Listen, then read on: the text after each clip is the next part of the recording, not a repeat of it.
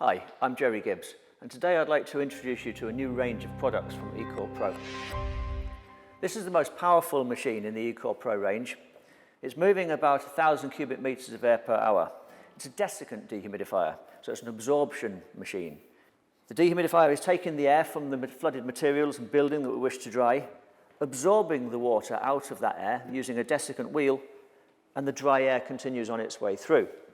The machine itself needs to then dry that wheel, and it does it with a regenerative air supply. Now this air comes in, this port is heated up, drives the water off the wheel, and the humid air is pumped out and away from our building. That makes this machine quite unique. It's one of only 2 machines that can work at an equal pressure. So this machine can work outside of a tent or enclosure. It takes air from that enclosure, filters the water from it, and pumps it back in again.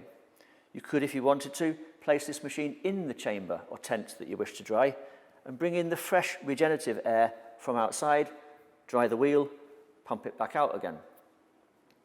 The machine moves about 1,000 cubic meters of air per hour on its maximum speed, but it's a 2-speed machine.